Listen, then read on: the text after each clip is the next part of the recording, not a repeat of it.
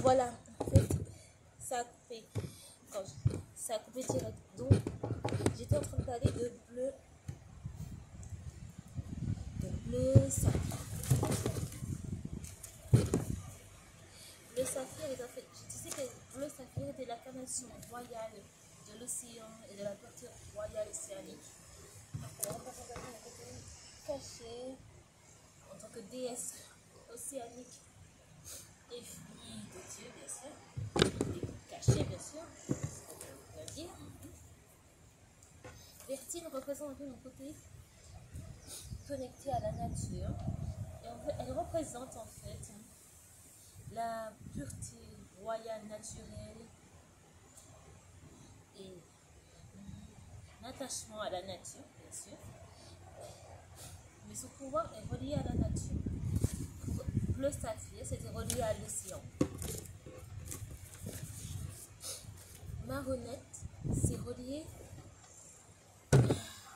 Elle a les pouvoirs. Elle a tous les pouvoirs naturels de ses autres sœurs. Ce qui fait qu'elle peut nous tous les pouvoirs en une seule. Elle a tous les pouvoirs en une seule fois. Elle est comme ça. Ce qui veut dire en fait, elle incarne tous les pouvoirs, toute ma personnalité magique et spirituelle quand je suis dans mes rêves. Vraiment, elle incarne tout. Tout. Comme mes premières, ma 3 premières filles aînées, elle incarne tout. Tout.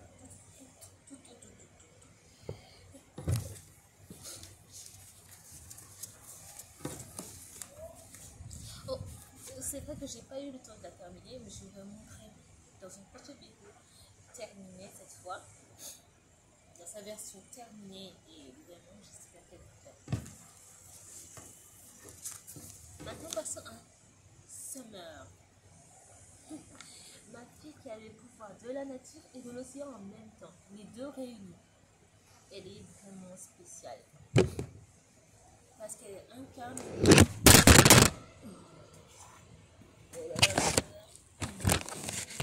Pardon, désolé, la caméra est tombée. Elle est tombée, on voit que je suis en train de parler, elle est tombée.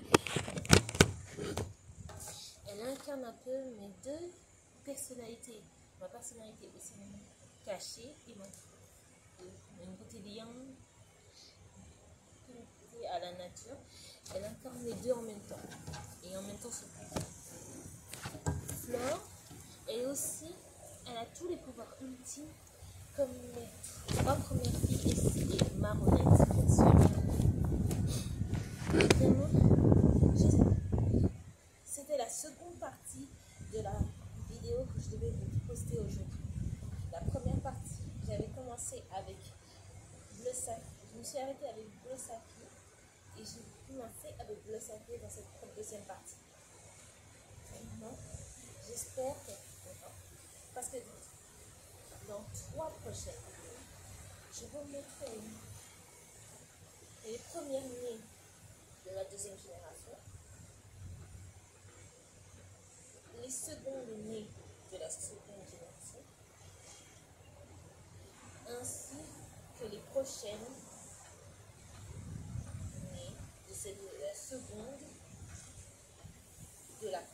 de la première avant, de la première dans la troisième chaîne, ça sera une troisième vidéo, et la quatrième dernière vidéo sera consacrée aux nouveaux personnages, aux nouvelles personnages magiques que j'ai créés pour la seconde génération, qui va être géniale.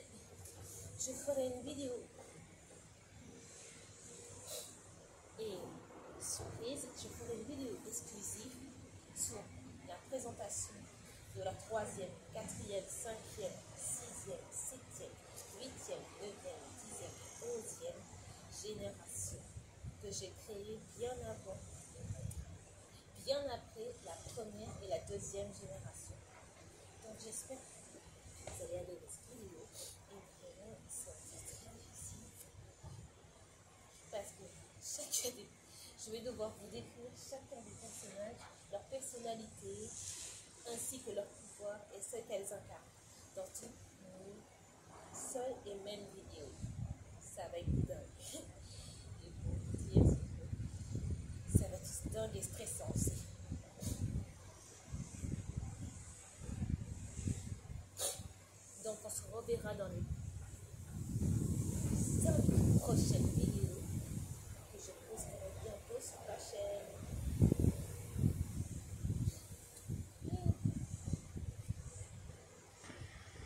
je voulais vous dire, il y aura peut-être un sixième, peut-être, mais je ne vous dirai pas c'est quoi, c'est pas possible.